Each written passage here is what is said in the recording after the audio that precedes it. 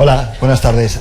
Yo soy Per Artín, director de Altair Magazine y orgulloso editor de este artefacto cultural, periodístico, fotográfico y no sé qué más del que vamos a hablar ahora. Para empezar, pues no sé, saque de honor. Inspiro, para empezar inspiro. Hola. Es Martín Caparrós. Yo soy, sí. Sí. Sí, porque si no tendría que ser postales y sería mucho peor, ¿no? Pero es una foto, es un selfie, ¿no? No. ¿No? Es una foto de un perro, como bien se ve. Esto es un perro. Ah, es un perro. Sí, es una jirafa con problemas de... Sí, de cuello. ¿Hay jirafas en Vietnam? Hay jirafas, sí. Una jirafa. Bueno, vamos a empezar. No. Venga. A ver, hola. No, yo quería, para que se den una idea de qué se trata esto, debería decir, o por si venían de buen humor, quería empezar leyendo uno de los textos que conforman este libro que se llama Postales. Quizás para que se entienda el sentido, si es que lo tiene, del texto, debería decir antes que Postales es un libro armado con unas, creo que 40 postales. O sea, postales en el sentido, supongo, más anacrónico de la palabra. Una foto, que son fotos que fui sacando a lo largo del tiempo en distintos lugares del mundo, y después de cada foto, una página, una doble página con un texto detrás de la foto. O sea, lo que uno hacía habitualmente en una postal, agarrar una imagen y escribir detrás. Estos son entonces 40 postales enviadas, nunca enviadas, desde 40 lugares del mundo. Y los textos en general comentan o la situación en que la foto fue sacada, o la foto en sí misma, o algo que tiene que ver con ese raro trabajo de andar buscando imágenes escritas o incluso visuales por ahí. Y quería entonces empezar leyéndoles la primera postal, que está enviada o no enviada desde Sri Lanka, que antes se llamaba Ceilán, y que se titula El asco. La foto, que va en el anverso, digamos, de la postal, es esta. No sé si se ve desde lejos, mejor no.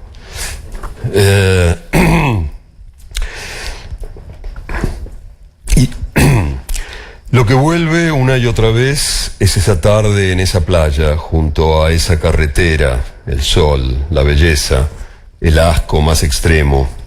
Eso es lo que vuelve. Me han preguntado tantas veces, los periodistas no solemos ser originales, ¿cuál fue mi peor nota? En general no lo dicen agresivos, el lenguaje traiciona. Quieren preguntarme cuál es la nota que más me costó, dolió, perturbó hacer. Y yo, aunque intento variar las respuestas, no soy original y vuelvo siempre a la misma, a algo que se parece a la verdad. Aquella vez que fui a Ceilán, que algunos llaman Sri Lanka, para escribir sobre los turistas pedófilos, o, dicho de otra manera, los hijos de mil putas que van allí para cogerse chicos de 5, 6, 10 años. Fue difícil por muchas razones.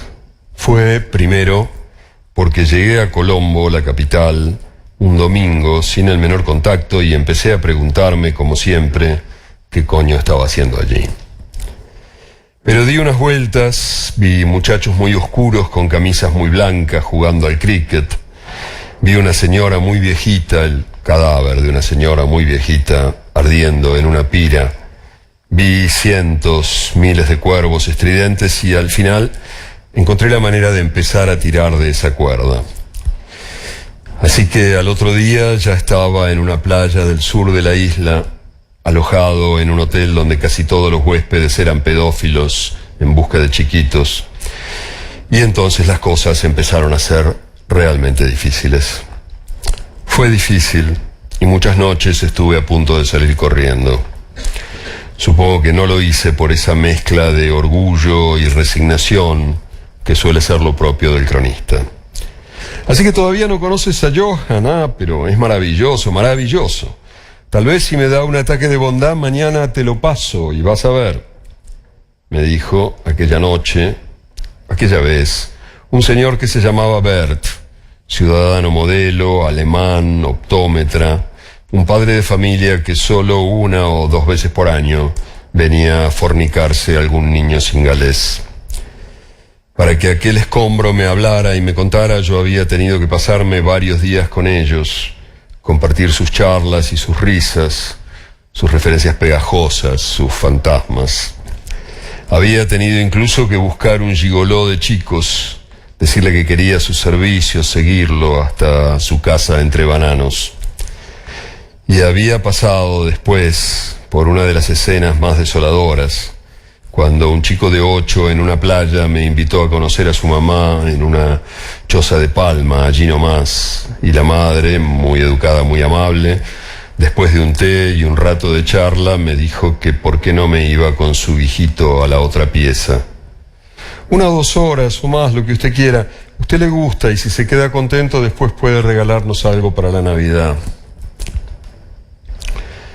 Pero lo peor fue algo tan peor que ni siquiera lo conté entonces en mi crónica.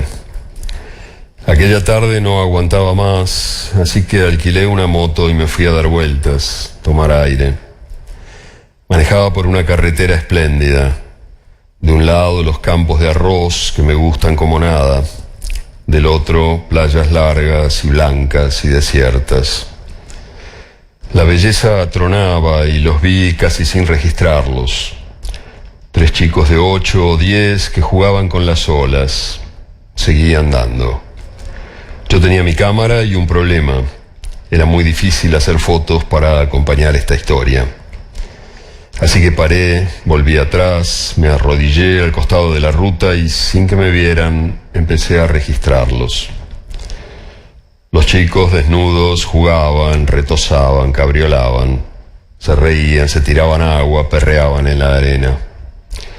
Las fotos eran lánguidas, bonitas.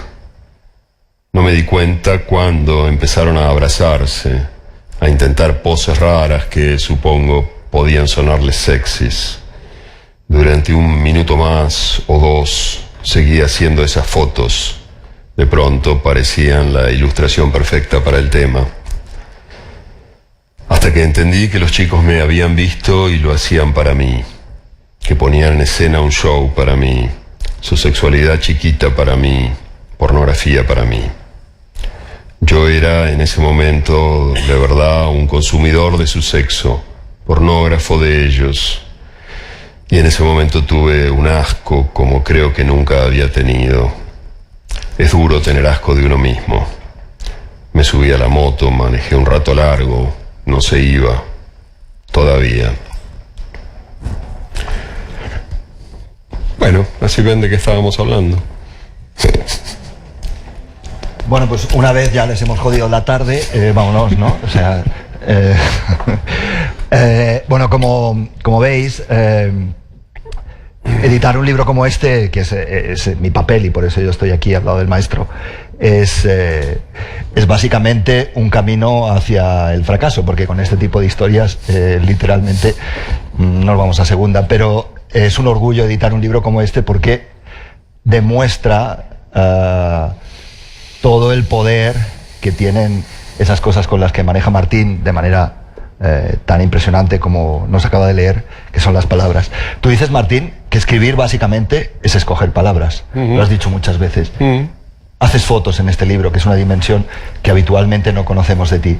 Si escribir es escoger palabras, hacer fotos, ¿qué es? Divertirse. ¿Cómo?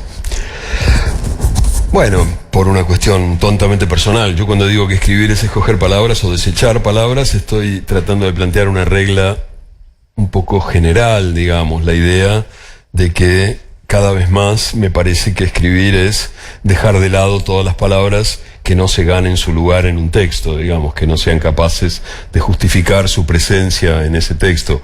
Me viene con mucha frecuencia a la cabeza aquella frase de Miguel Ángel, ¿no? De Michelangelo, que decía que esculpir era sacarle al mármol todo lo que le sobra, y entonces él le sacaba todo lo que le sobraba y adentro del mármol estaba el Moisés, por ejemplo.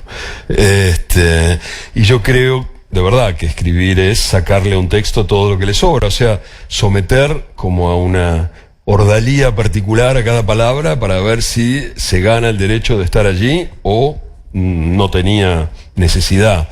Me parece cada vez más que la belleza de un texto consiste en esa apariencia de necesidad que solo tiene cuando cada palabra está justificada. Entonces, efectivamente, me importa mucho sacarle todo lo posible, lo cual no se diría cuando uno ve en general el tamaño de mis textos, pero bueno, parece que necesitan muchas cosas, por alguna razón son textos muy necesitados.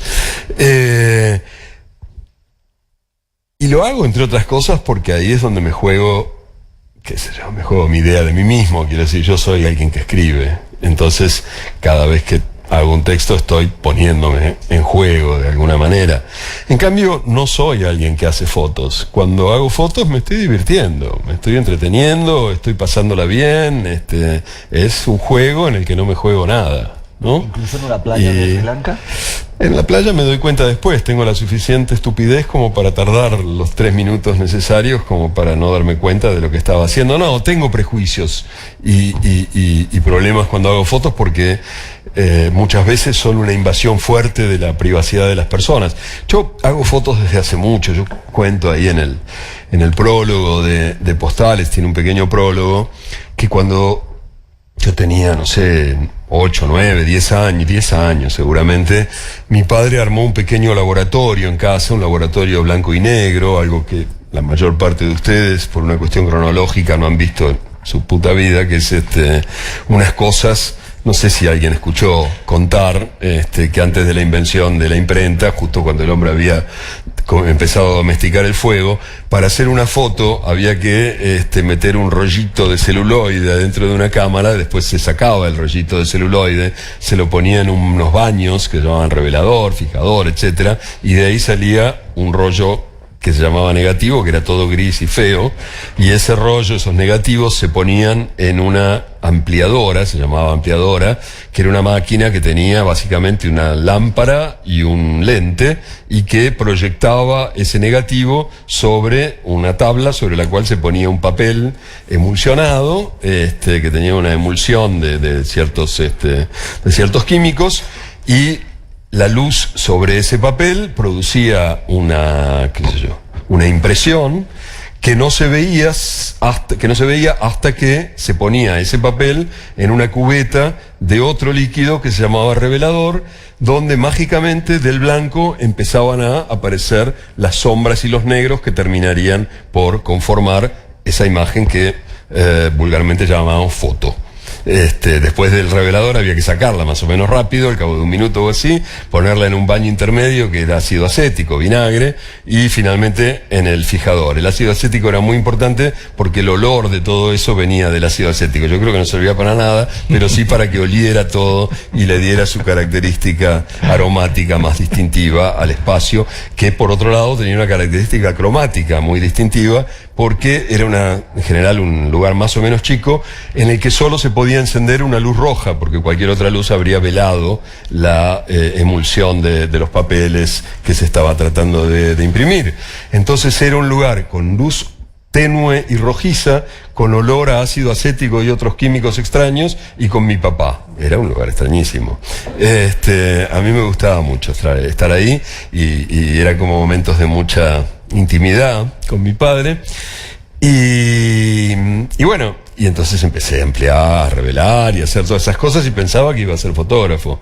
Y después es una historia un poco larga, pero hace 44 años y 364 días, mientras estaba esperando para empezar a ser fotógrafo en un periódico, alguien dijo que si podía escribir algo. Después, si quieren, les cuento. Eso es como una historia paralela, de la cual efectivamente mañana se cumplen 45 años, así que me tiene así como particularmente sensibilizado. Pero la cosa es que mientras estaba esperando para empezar en serio a ser fotógrafo, tenía 16 años, alguien me propuso que escribiera algo, y ahí todo se fue al carajo. Y seguí siendo poco, más o menos, un poco fotógrafo. Había ganado un concurso en el colegio de fotos y le había ganado un concurso a mi mejor amigo, que ahora es probablemente uno de los 2 o 3 mejores fotógrafos de Sudamérica, que sí que tiene una serie de libros publicados y que no sé qué, y siempre se lo reprocho, por supuesto, como corresponde. Di el nombre, ¿no? Di el nombre, ¿no? Dani Jaco, sí. ¿Y qué? Y volví a empezar a hacer fotos un poco más en serio cuando empecé a hacer esto que después llamamos crónicas, que eran como viajes a lugares en los cuales había alguna historia que quería contar. Como nadie estaba dispuesto a pagar 2 billetes, el mío y el de un fotógrafo, y mucho menos estaba yo dispuesto a soportar a alguien que viniera conmigo todo el tiempo, entonces empecé a hacer mis fotos. Y las fotos en todos esos viajes, que son las que después finalmente salen en este libro, que vienen desde el año 90, 91 hasta el 2016, 17, todas estas fotos, ¿qué iba a decir? Son eso, son como algo que me entretenía en el espacio de esparcimiento que me quedaba cuando hago una crónica, cuando estoy trabajando en un reportaje, me pongo un poco obsesivo, trabajo, no puedo parar de mirar alrededor, porque lo que más me interesa de esas situaciones es esa obligación de mirar que producen, esa obligación de tratar de encontrar aquello que vale la pena de ser contado, lo que alguna vez llamé la actitud del cazador. Pero entonces, las fotos son como un descanso en esa actitud. Un descanso porque simplemente cambio la óptica, digamos, miro de otra manera, miro encuadrado en vez de mirar en texto, digamos, en relato, en sincronía, ¿cómo es? En diacronía, miro en sincronía, miro lo que se puede ver en un pantallazo. Y porque, como decía al principio, no me juego nada, quiero decir, las fotos, bueno, sí, hago fotos. Y dice Martín en una parte del texto, ahora que las instantáneas es la palabra justa, se están convirtiendo en un gesto de intercambio, como un chat, como una charla telefónica, me gusta recordar aquella posibilidad de que fuesen mirada en estado puro, aguijonear con palabras. Ajá. Mirada en estado puro. ¿Qué es mirar en estado puro? Lo ha escrito usted, ¿eh? ¿Tú crees? Sí. Aquí ponemos... pero en el prólogo. MC. No, lo del prólogo no vale. Es mentira. Sí. Lo otro también, ¿no? Lo otro también. Lo otro también. Sí. Hay algunos, tenemos las fotos, si yo no los veo, pero seguro mis compañeros técnicos los ven. Tenemos para que vean ustedes las fotos de Martín que están en el libro. Mira, ahí estoy yo. Mira, es la única foto donde apareces. Sí, estoy yo con velo. ¿Por qué solo hay una foto en la que apareces? Porque ella dijo velo. Entonces te miraron. Aquí estás en un banco de Oaxaca, eso es muy descubriendo malo. el amor. No, sí. Esa chica, pobre. En Bangladesh. ¿Cómo se llama? Haciendo ropa. En Bangladesh, esa ropa que usamos usando su sacrificio. Esos son los chicos de Sri Lanka que decíamos recién. Esa es la belleza, ¿no? Qué curioso. Sí. ¿En dónde? Addis Abeba, Etiopía. Me impresionó, era tanto más bella que todo el resto. Esto es en Zambia, me parece, en Lusaka o así. Pero no importa mucho. Eso es un momento muy difícil. ¿Te encanta la leche esta mongol? Ay, Dios. Ustedes no saben lo que es el té con leche que te dan los mongoles. Bueno, otro día les cuento. Esta es una amiga tuya, ¿no? Me pusieron todo para sí, odioso. Esta es una insoportable vietnamita imbécil. Eso es en China en el año 91, es de las primeras fotos que salieron ahí. Eso es en las Filipinas, en una islita de las Filipinas que se llama Zaragoza, que es muy linda la historia de por qué se llama Zaragoza. Otro día les cuento. Este es el lugar más alejado que yo conozco del mundo, las Islas Marshall. Majuro se llama la isla esa. Esa es una partera, una enfermera en Uganda, en un pueblo del sur de Uganda, frontera con Congo, un lugar muy difícil. Eso también es un lugar muy difícil, casi me muero ahí en Central Park de Nueva York. Es el lugar más peligroso en el que estuve, según mi relato. Y es cierto, eso es en Níger, y la historia es muy bonita, la historia de cómo, esto es Corea. En Seúl, unas tumbas, una especie de Día de los Muertos mexicano, en Seúl. Es un chico comiendo plan pinat, que es el gran salvador de niños de las últimas décadas, no me acuerdo dónde, en Sudán del Sur. la retaguardia, la revolución islámica en el Cairo. Miren en qué terminó. Y en cambio, del otro lado de la frontera, el muro de Jerusalén, cuando le fui a explicar a Dios por qué no podía creer en él, al Dios de mis mayores, no entendió, me parece que no entendió, no entiende una mierda. Hay algunos agujeros, ¿no? ¿En qué? Pues no hay ¿En fotos. el muro? No, en el muro hay muchos En el muro hay agujeros. muchos, sí. Y en la cabeza de este señor también. No hay fotos de Argentina. No, bueno, hay dos lugares de los que no hay fotos. Ah, mira, eso es Madagascar, un viaje en carreta de bueyes. Fue interesante eso, ¿eh? Muy raro viajar en carreta de bueyes, uno entiende cosas. Y además entiendes como ciertas cosas sobre las relaciones entre culturas y las confusiones que se crean en las relaciones entre culturas. Si van a dejar un momento la foto, les cuento muy brevemente la historia. Tenía que ir a un lugar donde era muy difícil ir. Había ido caminando el día anterior, me dijeron hay unas carretas de bueyes, entonces dije, bueno, voy en la carreta de bueyes. La carreta de bueyes era mucho peor que ir caminando, porque va a la misma velocidad, pero haciendo mucho ruido. Y salta y te pegan en el culo. Y además hay dos chicos yunteros, que habría dicho Miguel Hernández, ¿no? Niños yunteros. Y cuando volvíamos, mi intérprete, yo obviamente con un intérprete, a la noche, ya era de tarde, esto es el atardecer, aunque no parezca,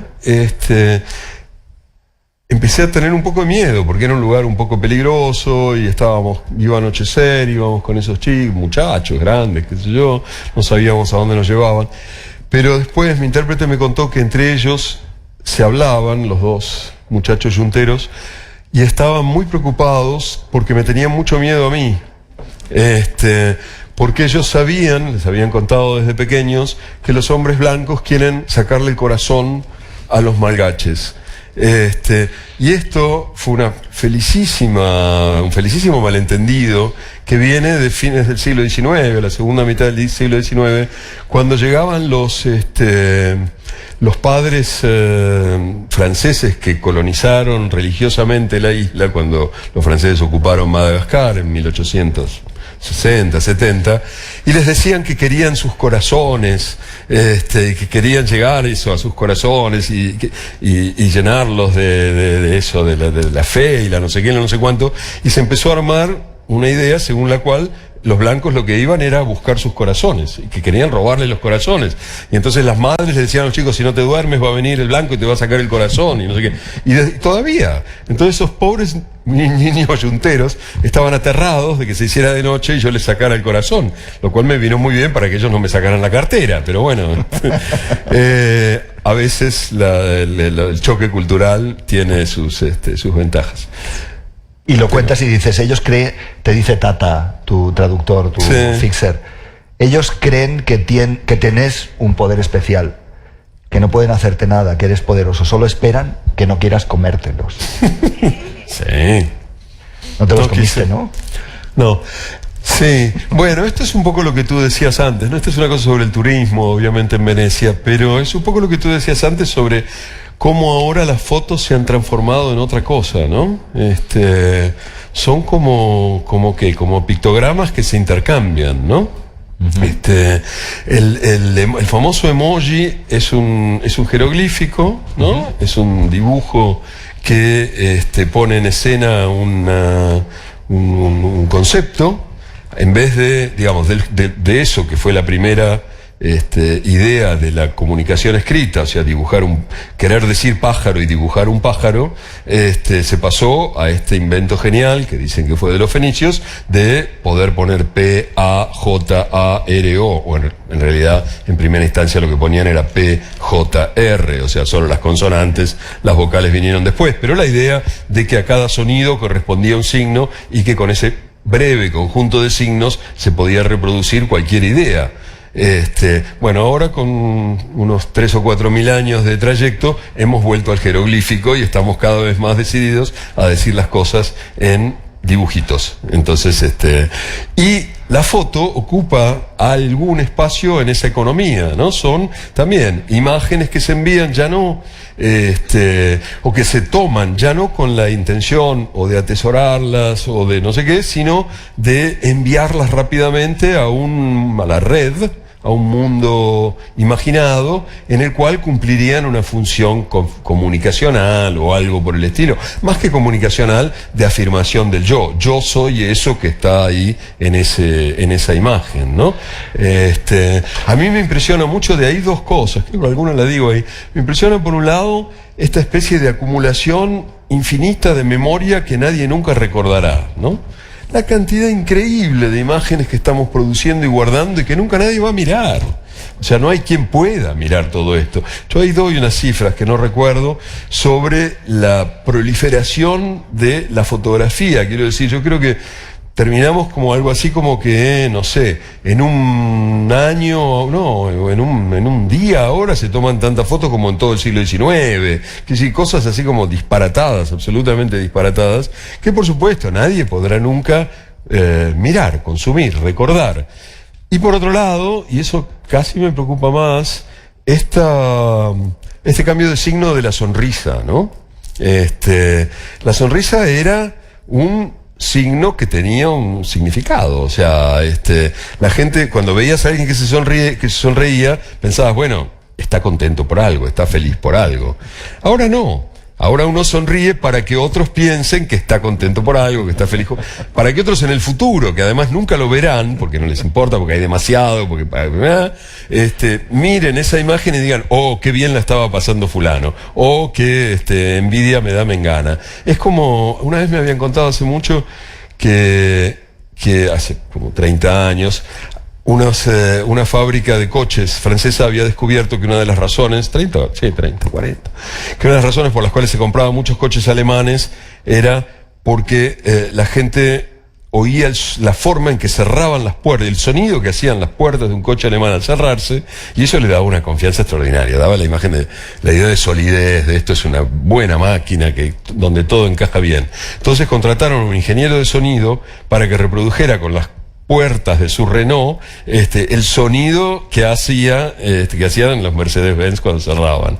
O sea, era poner el signo en el lugar de lo significado. A la sonrisa ahora le pasa lo mismo, ya no significa nada, es simplemente un signo que se pone ahí porque no podríamos presentarnos de otra manera ante el mundo, ¿no?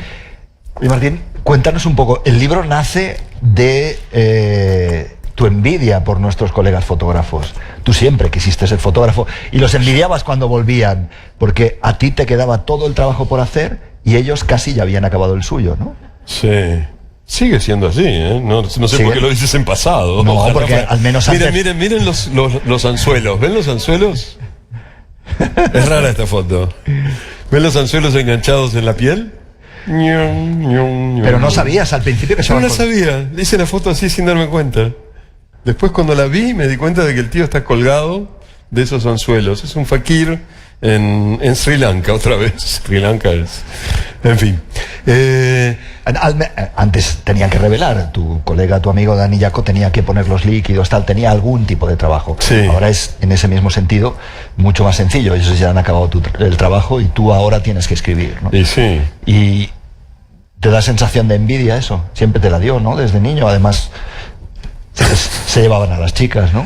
Sí, son mucho más cancheros los fotógrafos. Sí, son muy cancheros, van con esos bolsos. Así yo, mucho tiempo, te voy a confesar algo, mucho tiempo usé un bolsito Domke, que son esos bolsitos negros de tela que usan los fotógrafos. Pero no alcanzaba. No alcanzaba con eso, nadie me confundía. ¿Hacías fotos al menos o no? No, ya hasta tanto no llegaba. Pero usaba el bolsito como para que alguno... en fin, no salió. No, sí, es que realmente es algo como... ¿Cómo decirlo? Todavía lo hablaba, mira, hace nada, la semana pasada estaba trabajando en México, en el DF, con un fotógrafo, Héctor Guerrero, un muy buen fotógrafo y buena gente, mexicano. Estábamos trabajando en esto estoy haciendo una serie sobre ciudades latinoamericanas para el dominical del país, y estábamos haciendo el trabajo sobre la Ciudad de México, y Y el hijo de puta me decía, bueno, yo hago muy poco Photoshop, a mí la verdad que es todo el Photoshop. Me digo, encima, porque por lo menos ahora pensar que van a la casa y se tienen que encerrar con el Photoshop o con lo que sea, y retocar durante unas horas y qué sé yo, me consolaba un poco. Pero digo, puta, ni Photoshop. Y no reencuadra, dice, no, yo no reencuadro. ¿Viste esta cosa de fotógrafo distinguido? Que dice, no, la foto es lo que hice, no hay que reencuadrar. Bueno, no, hermano, algo. Yo me voy a laburar, todavía estoy escribiendo la nota de México, llevo una semana. Háblame de los agujeros. ¿Por qué no hay fotos de España? ¿Por qué no hay fotos de Argentina? ¿Por qué no hay fotos de algunos lugares del mundo? Bueno, uno no manda postales desde el lugar donde vive, ¿no? Manda postales cuando se va desde estas hermosas playas. Pero tú has escrito, si no el mejor libro de viajes en español reciente, que es tu viaje por Argentina, y sí que escribes un texto que tiene, creo recordar, 600 páginas sobre tu viaje al interior de tu país. No hice fotos. Porque, bueno, en dos, digamos, grandes salidas decidí no hacer fotos.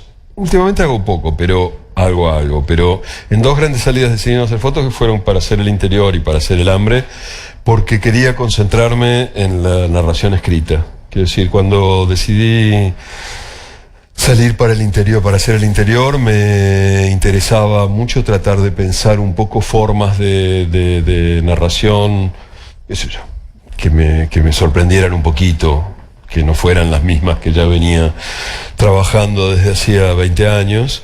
Y entonces estaba muy concentrado en eso, en tratar de encontrar esas formas, y dije, no voy a hacer ninguna otra. A veces he hecho vídeo, bueno, muchas veces fotos, que yo esta vez decidí. Y con el hambre me pasó lo mismo. Varias personas me hablaban sobre todo de vídeo, me decían, bueno, ya que vas a hacer todo esto y qué sé yo, ¿por qué no te llevas una camarita? Cada vez son más fáciles, más manejables, más transportables. Pero me parecía que no, que quería concentrarme en una sola forma. En el hambre hice fotos, pero las usé muy poco. Usé alguna, supongo que debe haber una. La de la India. La de la niña, que es la tapa es la tapa del hambre, ¿no? Sí. Esta que es acá, sí, esta. Esa está en la portada de tu libro. Que es la portada de la edición de Anagrama del hambre. Es una foto que a mí me gusta, pero que muestra, como he dicho alguna vez, la inflación a la que he sido sometido, o la desvalorización de mi trabajo a la que he sido sometido, porque yo siempre, cuando empecé a hacer esas fotos de mis crónicas, siempre decía que los textos que escribía eran el precio que me cobraban para publicarme 8 o 10 fotos. Que yo, bueno, no tenía más remedio, tenía que escribir, así me publicaban las fotos. Pero me publicaban 8 o 10 fotos. Y ahora, en cambio, desde que publico con Anagrama, para publicarme una sola foto en la portada, tengo que escribir un libro entero. Estoy arruinado. Tendrás que cambiar de editorial, ¿no? Sí, una que publique más fotos, ¿no? Más fotos. ¿Qué te parece? Por ejemplo, Hola. Bueno, Altair podría ser también. Okay. Oye, dime una cosa. Hay una parte ahora que esas criaturas que, pues tú sobre todo y otros colegas y amigos como Juan Villoro, Leila, habéis ayudado a crear, que se autodenominan cronistas. Dicen que documentan su trabajo de la crónica a partir de documentar hechos concretos a través de las fotos. Tú eso no lo has hecho nunca. Y no es una cosa que te atraiga especialmente. No, yo con eso tengo hace poco me reía porque me pasó me sentí como un niño chiquito. Porque descubrí, alguien dijo que para escribir sus crónicas hacía fotos. Y entonces después miraba las fotos y con eso escribía las crónicas. Y yo dije, ¿pero se puede hacer eso?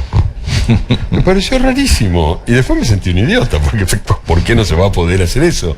Pero me sentí como una ingenua engañada, así en mi qué sé yo, inocencia. O un ingenuo en este caso, porque engañado en mi inocencia, ¿no? Y me pareció muy raro que se hiciera eso. Pero el otro día lo hice.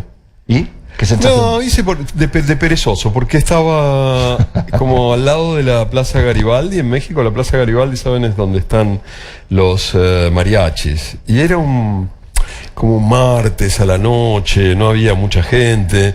y estaba un poco turbio el ambiente, y en la Plaza Garibaldi, no sé si leyeron o se enteraron últimamente, hace 3-4 meses, hubo una especie de escena de Robert Rodríguez o de Tarantino consistente en que llegó una disque banda de mariachis con sus instrumentos y en un momento abrieron los estuches de sus instrumentos, sacaron ametralladoras y mataron a 10 personas. Es una pelea entre bandas narcos, y fue, yo digo, como una especie de cambio de signo de la Plaza Garibaldi, que si durante mucho tiempo fue la imagen del folclore mexicano encarnada por los mariachis y toda esta parafernalia, pasó a ser de pronto la imagen del folclore mexicano encarnada por el narco y el sicario, este nuevo folclore mexicano, ¿no? Cambió de signo el alto lugar de la imagen del cliché mexicano, ¿no? Yo estaba yendo para allí en ese espíritu, y vi un cartel en un hotel. ¿Puedo tener? No, me dejé el teléfono ahí adentro. Vi un cartel en un hotel que me dieron ganas de copiarlo porque era un hotel muy turbio, que anunciaba en un cartel en la puerta, decía que tenían habitaciones con televisión, ducha, creo que decía ducha caliente, sábanas y toallas limpias. ¡Qué mierda! Si te dicen que tienes sábanas y toallas limpias. Gracias por hacer su trabajo. La duda ofende. Sí. Y me dije, lo copio, porque seguramente lo voy a usar después en mi texto, pero no tenía muchas ganas de quedarme parado ahí el tiempo suficiente para copiarlo, entonces le hice una foto. Y me sentí como una especie de ladrón ahí que estaba haciendo, pero bueno, lo hice. Confieso que lo hice. Viajes, son 40 años también de profesión, de periodismo, de 45. viajes. 45 mañana. No estás tan mayor, ¿no? Sí. ¿Estás mayor? Sí. Bueno. ¿Mayor que qué? Mayor que, no ¿La sé. pirámide de Keops? No. No he visto nunca la pirámide. Empecé cuando tenía 16, pero bueno, sí. Las cuentas son lamentablemente son las que son. Fáciles, sí. Bueno, y hemos hablado de que hay personas que cumplen muchas veces años todos los años. Eso es cierto, pero no es mi caso, no es son tu caso, uno una por vez al año, año. es uno por año. Sí. Viajar te ha ayudado de alguna manera, y eso siempre lo dices también, como es una expresión que me gusta, un verbo que utilizas, amojonar el tiempo, ¿no? O sea, sí. Como pones, como si fueran clips, como si fueran pins, ¿no? En un mapa. ¿Las fotos han servido de alguna manera también para lo mismo? O sea, recuerdas, me contabas una vez, no recuerdo lo que hice ayer, pero recuerdo lo que hice tal día porque estaba contando no sé qué en un lugar. ¿El viaje de alguna manera te sirve para poner pivotes en el tiempo? Sí. Sí, esa frase de amojonar el tiempo también fue una decepción ingenua, porque yo pensé que se entendía y un día descubrí que no se entiende un carajo acá. Quiero decir que acá no se habla de mojones. Los mojones, en mi se habla, tradición... Lo que pasa es que son lugares, sonitos en el paisaje. Un mojón es para marcar, ¿no? En mi tradición, sureña, un mojón es eso que los franceses llaman borne, y que, por lo cual, un borne, deux bornes, trois bornes, es 1 kilómetro, 2 kilómetros, 3 kilómetros. Se transformó la palabra borne en sinónimo argótico de kilómetro. Un mojón es cada uno de esos qué sé yo, soruchos que hay al costado de la carretera que dicen 221, el siguiente dice 222, 223, Yo y creo así que sucesivamente. se llama así, ¿no? ¿Se llama así o no? Aquí también se llama así. ¿Y entonces por qué no lo entienden? Porque te engañan, caparrós, te engañan. Te engañan. Bueno, sí, se entiende. Cuando yo digo amojonar, digo eso, digo ir poniendo señales en el trayecto, ¿no? Que vayan marcando la evolución del trayecto. Y efectivamente, yo he dicho más de una vez que si yo creo que lo que más me importa de viajar es que me permite de algún modo ir poniendo esos signos en el tiempo, que se va y no para de irse. Bueno, yo digo, si yo me paso, qué sé yo, un año, entendido que eso pudiera suceder, en mi casa, escribiendo, trabajando, etcétera, etcétera, al año siguiente no sabría dónde estaba, qué estaba haciendo en junio. Sí, habría estado escribiendo, trabajando, etcétera, etcétera. En cambio, yo sé ahora que, qué sé yo, que el 20 de mayo del año pasado estábamos en San Salvador, hablando con la gente del Faro, etcétera, etcétera. Y sé que 2 días después estaba en Nicaragua y me acuerdo de qué estaba haciendo, me acuerdo con quién hablaba y sé que de ahí me fui a tal lado y después tal otro. Digo, me sirve para eso, es una estupidez, pero ante la fuga incesante del tiempo, esto te da como para agarrarlo un poquito, ¿no? Yo no me acordaba. ¿Yo estaba en El Salvador contigo? No me acordaba de eso. Ok, para que me recuerdes. No, pero digo, no sé qué digo, dale. No, la idea esa de que todo el rato las fotos de alguna manera y el proceso de trabajo que hemos seguido. A ver, para confesarles a ustedes, a Caparrós no se le edita. Porque evidentemente a Caparrós no se le puede editar, entre otras cosas porque no se deja editar, pero sus textos llegan de manera tan perfecta a la redacción o tal, que es solo lo que hay que hacer es como... A los dos nos gusta mucho el fútbol, ¿no? ¿Se acuerdan de un futbolista del Barça que se llamaba Xavi? O sea, lo que hay que hacer es molestar lo menos posible y que la pelota pase por ti y que salga mejor que ti, ¿no? A través tuyo, ¿no? Y eso es lo que tratamos de hacer nosotros cuando llega un texto de Martín o llega una historia de Martín. ¿Cómo te sientes tú cuando ves el libro, cuando ves el trabajo, cuando lees, en este caso postales, o lees tu trabajo y ves tu trabajo, en este caso las fotos de postales? ¿Qué sensación tienes? ¿Qué relación mantienes con el artefacto? En este caso por ejemplo. No, bueno, con mejor que con la mayoría, porque... Muy bien. Sí, ¿viste? Muy bien. Bueno, me pagaste para que dijera eso, ¿no? Sí, muy bien. ¿Eso habíamos quedado? Sí. Okay. Lo has dicho bien. No, pensé que no había entendido. Sí, está bien. No, porque a mí no me gusta leer mis libros, detesto leer mis libros, como creo que le pasa a la mayor parte de la gente. En ese caso, en ese sentido, no soy nada original. Y tiene la ventaja de que se puede mirar. Entonces a veces lo puedo agarrar y miro un poquito y digo, fulana de tal. Y efectivamente es como un paseo que sí me entretiene. No lo haría nunca con un libro que fuera puro texto. La verdad que esos libros son odiosos. Sí. Si no llevan fotos yo no leo. No. Hay unas partes donde los retratos te acercas a las fotos y te acercas a las historias. Como dice Martín, cada historia lleva una foto detrás. ¿Es de alguna manera, o siempre tuvimos esa sensación, como una especie de backstage, como una especie de detrás de la cámara, de hay ahí detrás una historia que debía ser contada de otra forma que no fuera la foto, y que esas crónicas pequeñas eran la manera adecuada de hacerlo? Sí, porque cuando empecé a hacer esto hace unos años, a escribir estos textitos, en muchos de los casos correspondían a fotos que a su vez correspondían a reportajes o textos que ya habían sido publicados. Que yo obviamente había ido a trabajar a un sitio, había escrito lo que tenía que escribir, había hecho las fotos y había publicado. Entonces lo que me interesaba era contar algo que no hubiera contado en ese texto. En por ejemplo, en el de Sri Lanka que les leí hace un ratito, las escenas con la madre del chiquito que quería que me cogiera a su hijo, o la escena con el alemán, están en el texto original, pero el centro de la cosa, lo de la foto y eso, no estaba.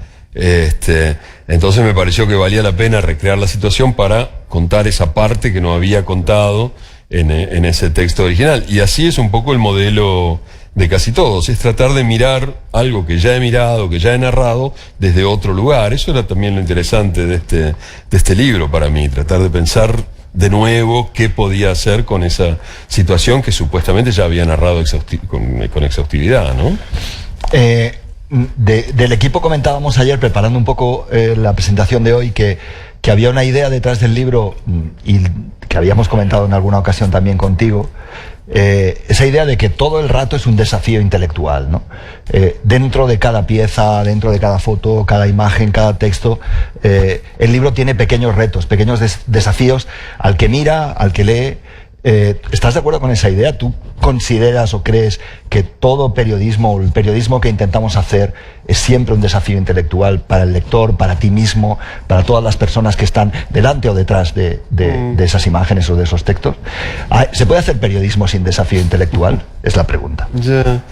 Bueno, no sé bien, o sea, habría que discutir un poco más la noción de desafío intelectual, pero en principio, si la dejamos en solo desafío para no ponerle adjetivos enojosos, creo que no, creo que mi respuesta es que no. Quiero decir, lo que vale la pena es algo que te pone de algún modo en cuestión. No es fácil, quiero decir, hay que buscarse la vida para conseguirlo, pero si uno lee algo, o escribe algo, o mira algo, o piensa algo que no le produce una mínima duda sobre algo que creía que sabía, un poco perdió el tiempo, ¿no? Te da esta satisfacción de decir, sí, yo ya sabía, sí, yo estoy de acuerdo, sí, qué sabio es este señor, dice lo que yo pensaba. Eso es horroroso, es lo que se hace casi todo el tiempo en los medios, ¿no? En general los medios viven de eso, de poder producir esa identificación, de que uno diga, claro. Y que uno diga, claro, es que uno diga, nada de esto me puso en cuestión.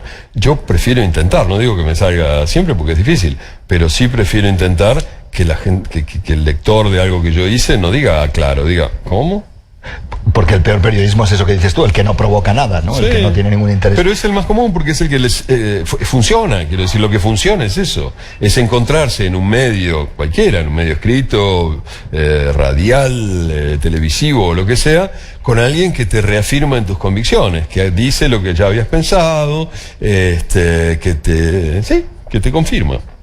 Y esa idea sobre la que tú manejas, hemos hablado de fotografía, hemos hablado de crónica, narrativa. Dices, el periodista es un ignorante que disimula, y hay quien disimula bien. ¿Digo eso? Sí, dices tú eso. Y hay quien disimula bien. Disimula, pero hay quien disimula bien y hay quien disimula mal. ¿Cómo disimula Caparrós? Cuando tú te encuentras en una situación, por ejemplo, y te has encontrado muchas veces, en las que no tienes ni idea de lo que está pasando. Te acercas al disimulo. ¿Cómo te acercas tú al disimulo?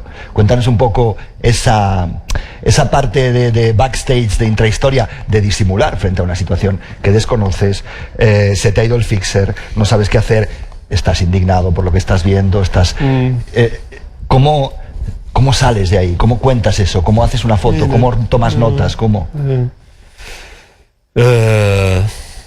No sé si lo había pensado en esos términos, pero a mí lo que me pasa en general, y cuando trabajo muy en particular, es que me gusta escuchar. Me gusta mucho escuchar. Me parece que de ahí es de donde voy a sacar algo que valga la pena. No de tratar de imponer mi discurso, sino de encontrar otros que eventualmente me van a servir para reafirmar partes del mío, o para cuestionarlo, o para lo que sea. Pero lo que me interesa es escuchar otros. Entonces, no intervengo tanto, intervengo cuando tengo que escuchar a alguien o conversar o entrevistar a alguien, intentando seguir su hilo, no imponerle ninguno mío. Entonces no sé si es tan importante o mi indignación o incluso mi ignorancia, si puedo más o menos agarrarme de lo que está diciendo y a partir de ahí ver cómo sigo escuchándolo, cómo sigo preguntándole cosas y demás, con eso me alcanza. Me parece pero esos son variaciones sobre una base decisiva que es la de tener ganas de escuchar, ¿no? A mí me sorprende en general, y de muchos periodistas en particular, lo poco que les gusta escuchar. Les interesa. Y de verdad es así como se hace esto, tratando de escuchar cosas y ver qué se puede hacer con eso. Hablando de escuchar, escuchémosles, ¿no? Preguntas, ideas, corrijan, contradigan a Caparrós. Es muy divertido contradecirle. Pónganse los guantes de boxeo. ¿Alguna pregunta, alguna idea, algún comentario?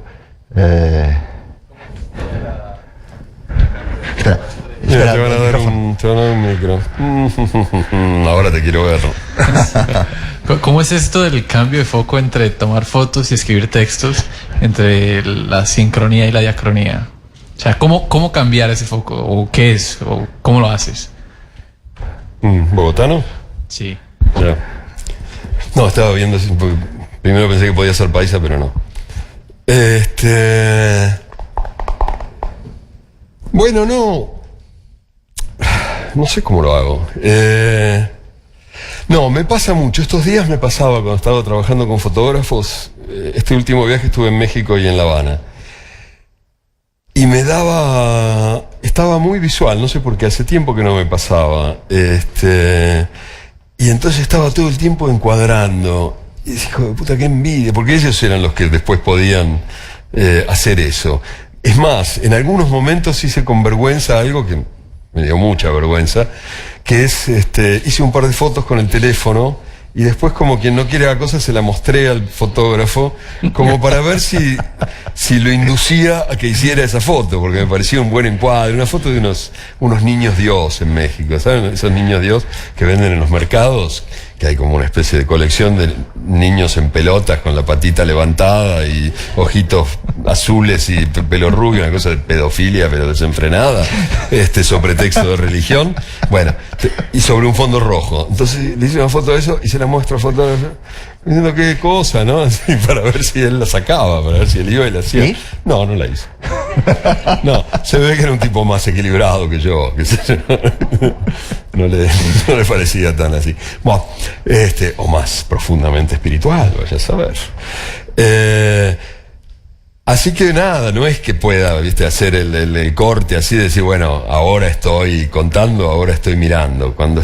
Pero además, porque muchas veces, y sobre todo en este tipo de reportajes como los que estoy tratando de hacer ahora, el relato es muy visual.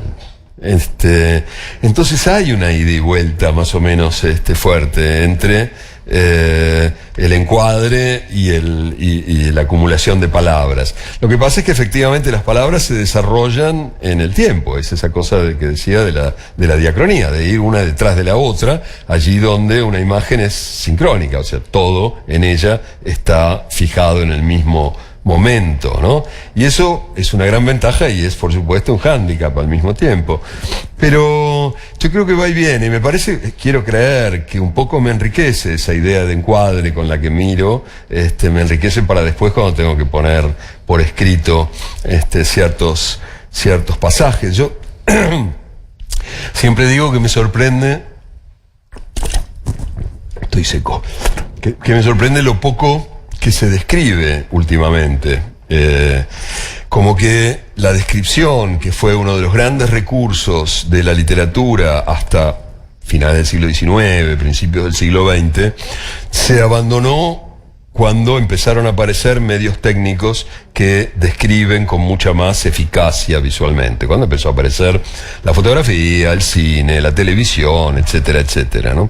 Y ahora que vivimos en una especie de bombardeo visual permanente, parece que describir ya no tuviera sentido para la palabra escrita. Y a mí me parece que tiene todo el sentido. Quiero decir, una descripción bien intencionada, no en el sentido de tener buenas intenciones, sino intencionada, con bien,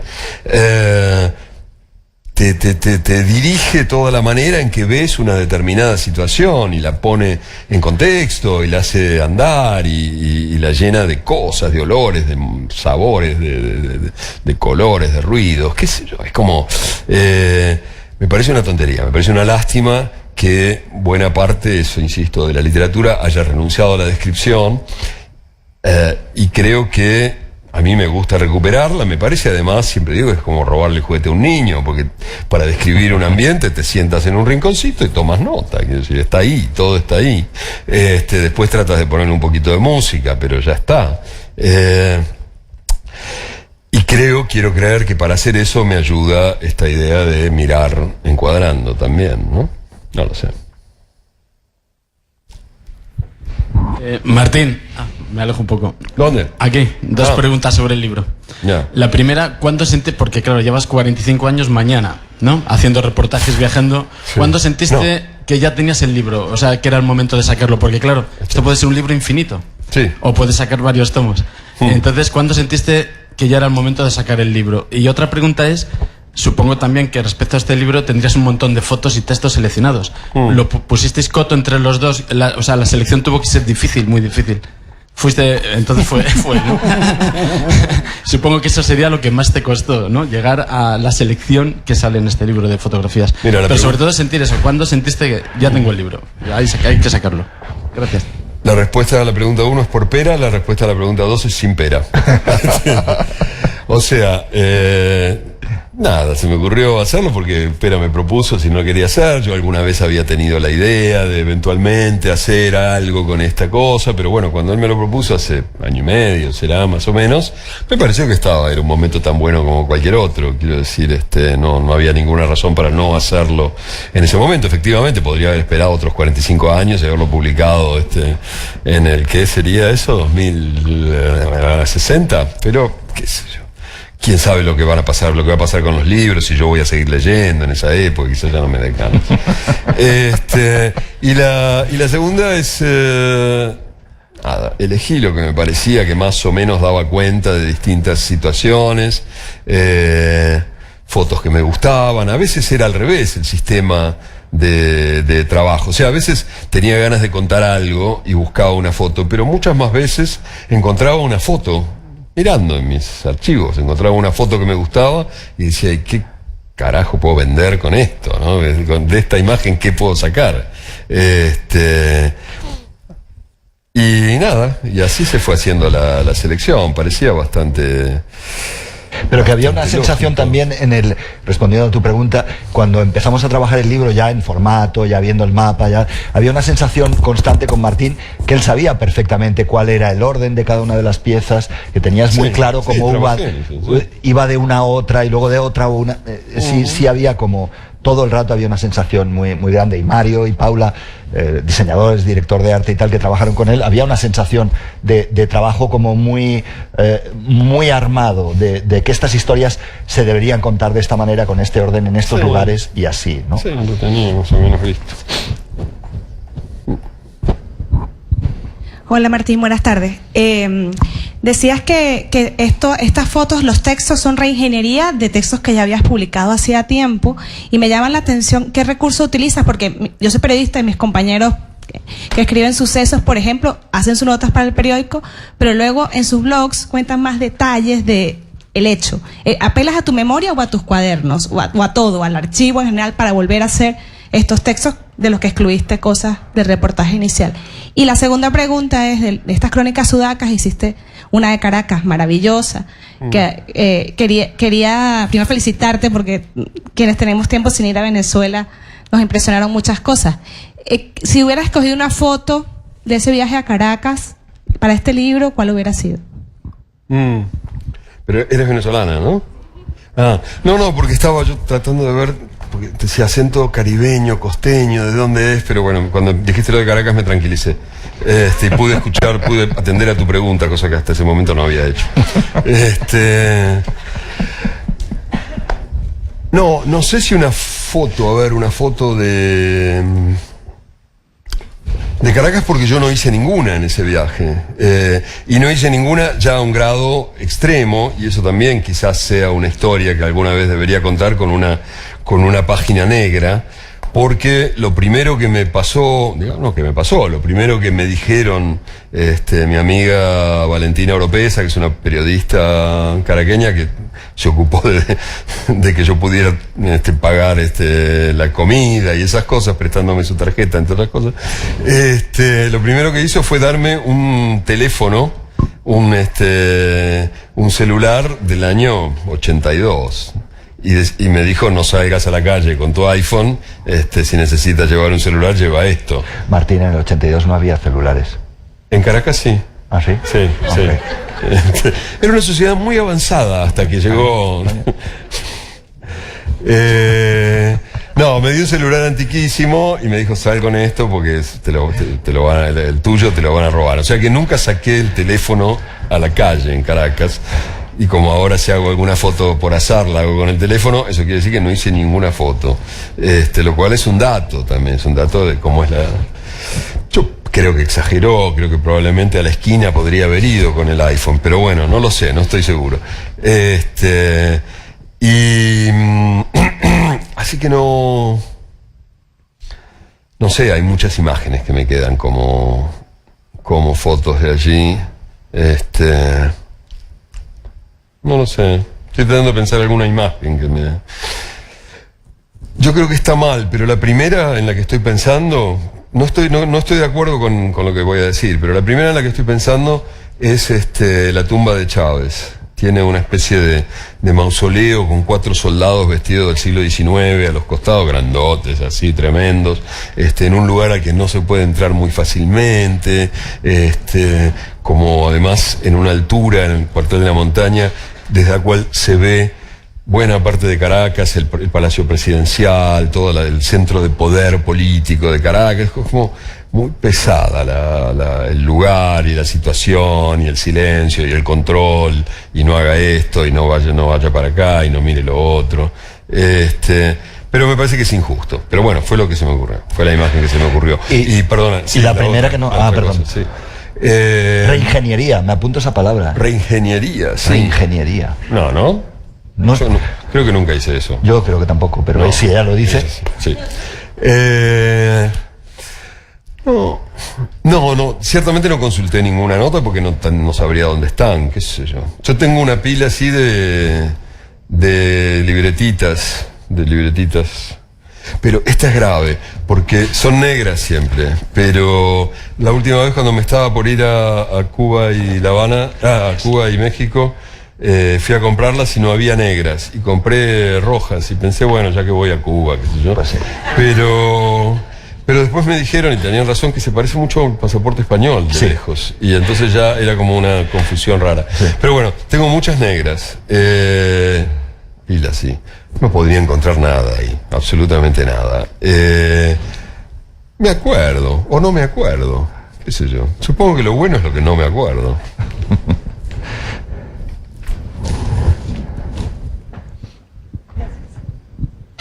Hola, bueno, mi pregunta va igual con respecto a las crónicas que estás haciendo, de Crónicas Sudacas.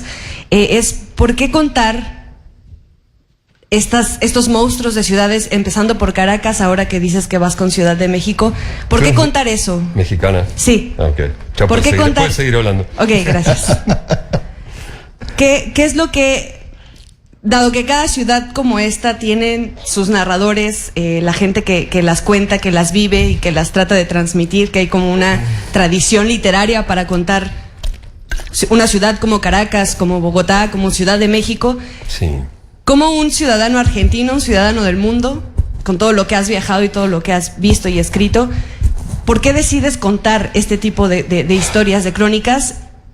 Y sobre todo en un momento tan convulso, por ejemplo, la crónica de Caracas sale en el momento como más álgido de la crisis venezolana. Estaba preparado, Estaba preparado. O sea, estaba como... o sea, ¿qué nos vas a contar? ¿Y por qué lo decides contar? ¿Y por qué te apasiona, supongo, contarlo? A ver, son varias preguntas. Para empezar, aclaro que yo fui a Caracas en fin de noviembre o principio de diciembre, y que el número del País Semanal en el que salió esa crónica estaba ya en la imprenta antes de que empezara el lío en Caracas. Fue un azar absoluto que saliera justo a los 4 o 5 días de que empezara toda esta movida. O sea, fue totalmente casualidad. Bienvenida, por supuesto, pero fue casualidad, no hubo ninguna intención en ello, salvo el hecho de contar una situación que ya antes de que se armara el lío también era muy complicada, ¿no? Y en cuanto a la intención, bueno, para empezar, sí, por supuesto que en cada lugar hay gente que vive allí, que lo cuenta y qué sé yo. Yo no sé si me atrevería a hacer una crónica sobre Torrelodones, por ejemplo. No, vivo ahí ahora. De hecho, he estado dudando mucho si me atrevería a hacer una sobre Buenos Aires, pero voy a hacerla. Hace como 6 años que no vivo ahí. No, me parece que uno, qué sé yo, que quien está en un lugar lo ve de una manera hiper interesante, con mucho más detalle, con mucha más cercanía, con mucho más, no sé, sensación, y quien va, ve otras cosas, que por supuesto pueden estar tan equivocadas como las de aquel que vive allí. No me parece que el hecho de que haya gente en cada lugar invalida la idea de tratar de, bueno, hacer una mirada más distante y más general. Y tenía ganas de mirar América Latina. En esa reunión de San Salvador, de la que Pera no se acuerda, ¿te acuerdas cuando nos encerraron una tarde que tú te peleaste con una... ¿Yo me peleé? No. Te peleaste con una del banco, no sé qué. Sí, una señora chilena, ¿te acuerdas? Chilena, ¿no? Sí. Mientras Pérez No me peleé, a ver si la gente va a pensar que ando peleándome por ahí, tal, no me peleé. Tuvimos una disputa dialéctica, digamos, sobre periodismo, era de ontología periodística, etc. Mientras Pérez se agarraba piña con una señora chilena, sobre texto de no sé qué cosa, yo pensaba, América Latina, porque era una discusión sobre algo del periodismo en América Latina o no sé qué, de estas que hay todo si el tiempo. existía el periodismo iberoamericano, ¿te acuerdas? Eso decían. Esa era la pregunta por la que nos peleamos. Eso se resolvía en unos 6 segundos, ¿no? No. Ya. Pero bueno, mientras sucedía todo eso, fue una tarde curiosa para mí, porque mientras estos discutían y yo también decía alguna sandez, se me ocurrió, pero ¿será que existe América Latina? Y me interesó tratar de contestar esa pregunta. Quiero ver si puedo escribir algo sobre qué significa América Latina ahora. En qué consiste, cuáles son sus puntos comunes, cuáles son sus problemas generales, etcétera, etcétera. Y bueno, me pareció que para eso un buen comienzo era tratar de ir a las 7 u 8 ciudades más importantes y intentar contar cosas sobre ellas, como una puerta de entrada a pensar sobre este asunto, que es lo que voy a hacer el próximo. Bueno, ya lo estoy haciendo y voy a seguir haciéndolo durante los próximos meses o años. Por eso, cuando tuve la posibilidad, se me ocurrió la idea de hacer esta serie de ciudades sudacas, de crónicas sudacas. Eso, para tener la mejor excusa posible para mirar un poco América Latina. Señor Caparrós, ¿usted esto lo hace desde una visión personal suya o desde un foco nacional, europeo, de España, de Sudamérica? ¿Cómo va a hacer la crónica de Sudamérica? No, ¿cómo podría no hacerlo desde mi visión? Una visión personal. Que uno no puede sino mirar desde sí mismo. Quiero decir, uno es sí mismo. ¿Cómo podría mirar de otra manera, no? Desde el punto de vista de donde usted vive, desde los españoles. ¿Qué sé yo? Usted vive en el mismo lugar que yo y seguramente su punto de vista es muy distinto del mío, como seguramente es muy distinto el mío del de Pera y el de... Mire, por ejemplo, nuestro asistente más calificado tiene un punto de vista rarísimo. Mírelo, vive en el mismo lugar y lo que ve, si ve algo, porque debe estar durmiendo, es una pared amarilla con unas rajas ahí. Imagínese lo que debe estar pensando de todo esto. Y un señor que habla, que molesta, que no lo deja dormir. Su punto de vista, pese a que vive junto con todos nosotros, es radicalmente otro.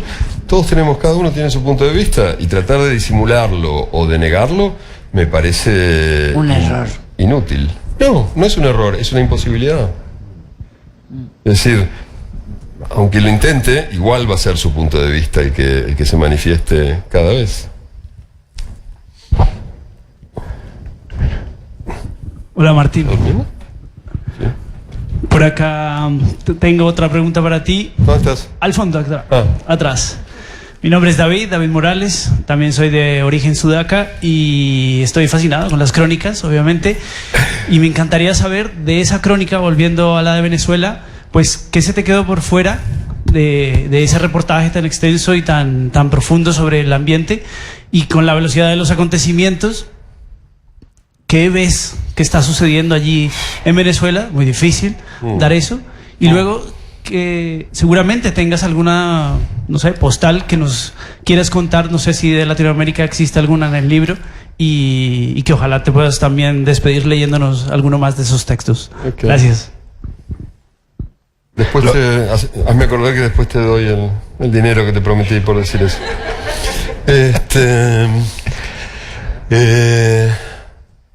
No, estaba tratando de recordar si quedaron cosas. Creo que quedaron cosas fuera del de Venezuela, porque tuve que hacerlo muy corto. Pero si eran 15.000 palabras. Eran 15.000 palabras. No, eran más. Antes. ¿Más? Se llama Caracas, en mi documento, no tengo el ordenador, lo tengo ahí adentro. En mi documento dice Caracas Brief. Al final te echarán, Sí, me gustaba la idea porque en realidad en mi documento dice Caracas Briefs, que quiere decir calzoncillos, como todo el mundo sabe. Pero bueno, así que le tuve que sacar cosas. pero no me acuerdo qué exactamente.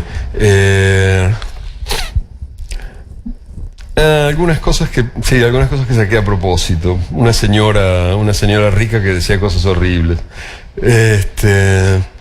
No sé, hay bastantes, yo creo que hay bastantes cosas que obviamente quedaron fuera, pero lo que más me impresiona que quedó afuera es aquello que no supe ver, que es eso que en otro texto más o menos reciente llamé el misterio de las revoluciones.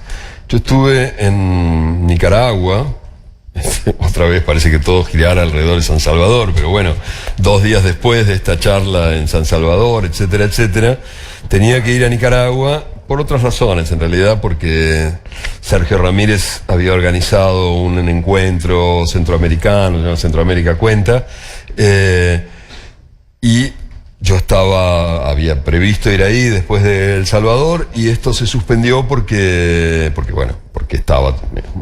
Managua estaba en llamas. Pero yo dije, bueno, ya, estoy acá al lado, voy a ver qué puedo ver y a ver qué puedo escribir. Y escribí un texto bastante largo para el New York Times que se llamaba El misterio de las revoluciones, que trataba sobre eso, sobre cómo en una situación en la que meses antes todos decían, acá no pasa nada, nunca va a pasar nada, está totalmente aplacado, etcétera, etcétera, de pronto había habido esta erupción que en ese momento parecía bastante incontenible. Y bueno, eso es lo que no vi en Caracas. Quiero decir, vi una cantidad de gente que me decía esto no tiene salida, algunos me voy en cuanto pueda, otros no me voy porque quiero quedarme para, qué sé yo, para sostener el poste de la luz, pero nadie, y hablé con mucha gente, nadie veía ninguna salida más o menos próxima, y faltaba 1 mes y medio para que todo esto cambiara, o 2 meses, ¿no? Para que todo esto cambiara radicalmente. No, 1 mes y medio. Eso es lo que no está en esa nota, lo que no supe ver, digamos, y lo que por alguna razón en ese momento daba la impresión de que nadie veía. Estuve con gente muy cercana al sector que después protagonizó esto, y no lo tenían, pero en absoluto previsto, no lo imaginaban. Es muy curioso. Bueno, eso es lo decisivo que falta ahí, que debería en realidad avergonzarme, ¿no? Sí, y sí. Y bueno, hacemos una dos y después leo algo, dale. Hola, Martín. Gracias por venir y por la maravillosa conferencia que estás dando, porque has contado cosas súper interesantes, has desnudado tu alma y es muy enriquecedor este tipo de eventos. Así que lo primero, gracias. Y mi pregunta es si alguna vez has sentido miedo por algo de lo que hayas escrito que haya podido parecer políticamente incorrecto una vez escrito o publicado. Gracias. No me acuerdo. A ver.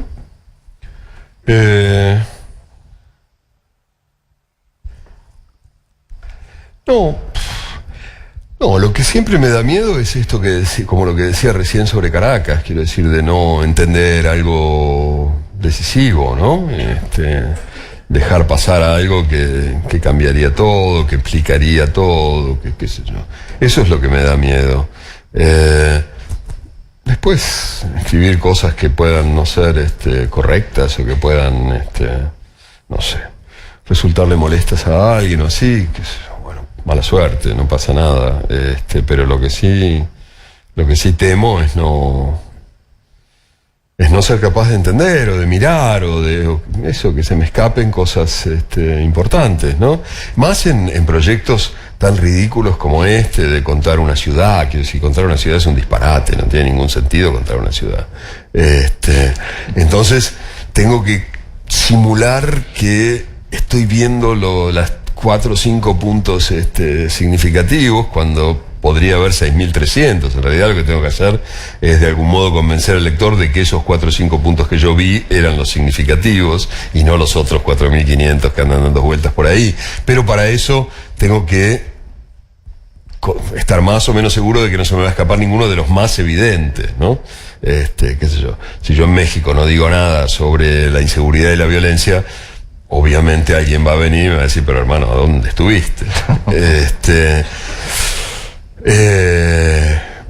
Pero bueno, de eso se trata. Mi miedo es ese, es que se me escape el pescado, ¿no? Y siempre recuerdo algo que dice un amigo, que es a miss by an inch is a miss by a mile, ¿no? Si la erras por una pulgada, la erras por una milla, da igual. Si te escapa de un poquito, se te escapó todo. Entonces por eso estoy, qué sé yo, con esa adrenalina y con ese nervio de decir, bueno, a ver, ¿dónde está? ¿Qué es lo que no puedo no contar, ¿no?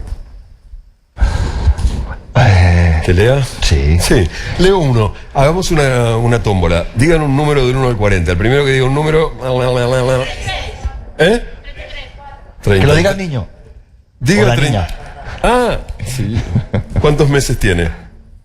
¿1? No, ya lo leí, el 1 ya lo leí. ¿En serio? ¿Tan chiquito, Pobre. Ya te ha tenido que aguantar con un mes, Martín. Ay, no. Coño, espera. Oye, pero no nos jodas la tarde mal, me refiero. ¿Con qué? El libro tiene historias bonitas también. Y Uno postales simpático. maravillosas y tal. ¿Cómo descubriste el amor? El Banco de Oaxaca. Ese me gusta mucho a mí. ¿Te Yo gusta le recomiendo. ese? Sí, me gusta. Soy una persona sensible. Ya pasó San Valentín, ¿eh? Sí, fue ayer, fue ¿no? ayer. Ah. Mira, ayer fue San Valentín, mañana cumplo 45 años, hoy estamos al pedo con un cenicero de moto. Puta madre. ¿No? Bueno, vale. Bueno, puedo leer el de Oaxaca, sí, está bien. Es muy Si lo bonito. encuentro, no sé dónde está. Acá debe estar. Ya que hablábamos de México. Sí. Y quería aclarar antes de que antes de perder la última oportunidad, que lo de los 45 años que cumplo mañana de periodista es porque el 16 de febrero del 74 escribí mi primera nota. Yo era, no sé cómo llaman aquí, Che Pibe lo llaman en Argentina, el muchacho que lleva el café y trae las cosas, ¿cómo es? IBM. Eso. El IBM de un periódico que se llamaba Noticias, donde había entrado un mes antes para 2 meses después empezar a formarme como fotógrafo, o sea, que me encerraran de nuevo en el laboratorio y me tuvieran ahí copiando hasta que alguna vez, qué sé yo, alguien se enfermara y yo pudiera ir a hacer unas fotos o algo por el estilo. Y entonces mientras esperaba que me llegara esa oportunidad estaba ahí con el café, y servía café, que era peligrosísimo porque siempre fui muy torpe, pero tenía un privilegio, que te lo conté, que era que también mi otra función era cortar los cables de agencia y llevarlos a las secciones. Otra cosa que casi ninguno de ustedes sabe seguramente, es que poco antes de que se inventara la rueda, la información llegaba a los periódicos bajo forma de telex. Telex eran unas máquinas de las cuales, como una impresora grande, digamos, con un rollo de papel que escribía con teclas de máquina de escribir en cada una de las terminales lo que se escribía en la central. Entonces un señor escribía, qué sé yo, AFP, el presidente Charles de Gaulle acaba de abandonar este mundo. Bueno, y salía en tu terminal de tu telex, en una sala donde había las terminales de todas las agencias, empezaba a salir el cable. El presidente Charles de Gaulle acaba de abandonar este mundo, bla, bla, bla. Y esa era la forma en que llegaba la información. Las radios también se informaban de esa manera, las televisiones no se informaban. Entonces cuando veías los cables de agencia, cuando los veías salir, eras el primero en enterarte de las cosas. Siempre digo que me jacto mucho que fui el primero, porque estaba ahí en ese momento, en enterarme de que un señor Carrero Blanco había decidido salir en órbita lunar, o vaya a saber, no sé, una órbita de algo, aquí en el barrio de Salamanca. Yo estaba muy orgulloso, era el primero que me enteraba de todo, y cortaba el papel y según a qué sección correspondía se lo llevaba a la sección de marras. Esa era la parte intelectual de mi trabajo, y después estaba el café. Y un día, un sábado de febrero, en que no había nadie en el periódico, febrero son vacaciones en la Argentina, verano, hacía un calor espantoso, un jefe de una sección de sociedad me dijo si me parecía que yo podía redactar un cable que había llegado para cubrirle un cuarto de página que le quedaba ahí vacío. Y yo dije que sí, yo hacía buenas redacciones en la escuela, escribía poemas porque era adolescente, qué sé yo, hacía esas cosas. Y entonces le dije que sí y lo escribí. Y eso fue el 16 de febrero, el hallazgo del pie izquierdo de un andinista japonés que se había perdido en el Aconcagua 10 años antes. Una noticia que definió lo que pasaría en el continente en las siguientes décadas. Estuvo bien. Y al día siguiente me dijeron que si podía escribir alguna otra cosa, y así sucesivamente. O sea que ahí fue claramente el día en que empecé a hacer esta pavada. Bueno, y mañana van a ser 45 años. Me impresiona un poco. Esta postal dice México, la foto es esta, la vieron antes por ahí, es ese banco de plaza con una pareja y sus sombras. Y el título dice México, amor eterno. Ya llevo años y años tratando de oír lo que se dicen. Esa tarde se hablaban más que se besaban. En el Zócalo de Oaxaca, en esos días, las parejas se besaban poco, así que susurraban. Se supone que el amor es eso donde sobran las palabras. Nunca se dicen tantas.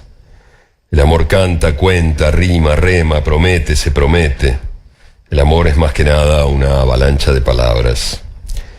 El amor es esa gozosa incompletud, ese descubrimiento repentino de que en la vida hay mucho más que lo que suele haber, que otro mundo se abre.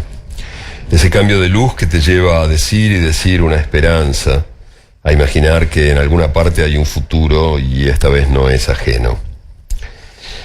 Ellos se hablaban, yo no llegaba a oírlos. Estaba en un balcón, justo encima. Podía verlos, pero no escucharlos. Quería escucharlos. Me proponía bajar y no bajaba. Yo, en aquel balcón, en el cuarto detrás de aquel balcón, también creía que había encontrado el amor verdadero. Fue la última vez que lo creí, o quizá ya hubo desde entonces 6 o 7. La trampa está en creer que el amor verdadero es amor para siempre y que cualquier otra versión es un fracaso. Que hay que amar a una persona y pasarse con ella el resto de la vida y que cualquier otra opción es un fracaso. Es, supongo, el resultado de un invento reciente. El amor conyugal es un invento reciente.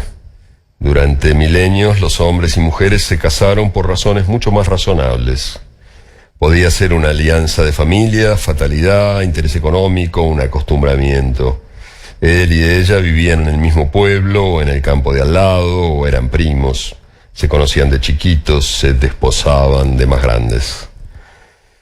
En un mundo tanto más quieto, menos comunicado, los hombres y mujeres se casaban con lo que tenían cerca, y a nadie se le ocurría que debiera intervenir en ese paso una emoción particular. Se casaban, debían pasar toda la vida juntos. Para que la unidad de producción de bienes y personas funcionara, alcanzaba con que esos hombres y mujeres se trataran con algún respeto, se preñaran mutuamente algunas veces, aseguraran el funcionamiento del hogar y su reproducción por vía uterina. Por eso, también, por su falta de alicientes, era necesario que el matrimonio fuese irrompible por obligación.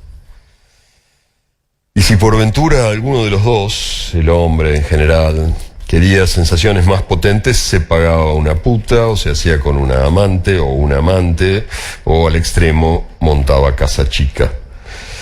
Pero a nadie se le ocurría que el matrimonio fuera el espacio para hacer cosas como enamorarse, o apasionarse, o cogerse con denuedo. Ni que, por lo tanto, los futuros desposados se eligieran según esos baremos. Sigue siendo así en muchos países, muchos más que lo que suponemos. En la India, por ejemplo, casi un cuarto de la humanidad, donde todavía 2 de cada 3 bodas son arregladas por las familias de los novios, que muchas veces se conocen en la ceremonia. Y contra los que dicen que esa es una costumbre arcaica salta una evidencia. Cada vez hay más indios jóvenes modernos que se casaron por supuesto amor y que, decepcionados, se divorcian y le piden a mamá que les consiga una pareja en serio.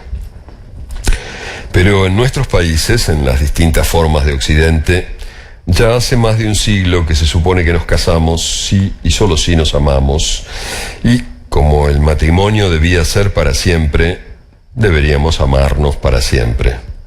Estamos en un momento de transición, en el medio de un cambio incompleto, cuando una parte ya cambió y otra todavía no se adaptó a ese cambio. La idea de que el matrimonio debía durar para siempre se transmutó en que el amor debería ser eterno. El problema es que no hay amor que dure tanto tiempo. Las palabras se gastan, los futuros. Entonces fracasamos. No hacemos lo que requiere el canon, nos amoramos por un lapso, nos perdemos y tenemos la sensación de que fallamos, de que no cumplimos con lo que deberíamos. Así mi vida, por ejemplo. Aquella vez bajé al final de mi balcón, caminé hacia ellos, pasé muy cerca con la oreja atenta y pude oír que él le decía claro, para siempre. Por eso ahora escribo estas tonterías. Él decía para siempre. Fue en Oaxaca hace unos 20 años. El banco sigue ahí. El amor ni se sabe. Quizás el matrimonio. Gracias.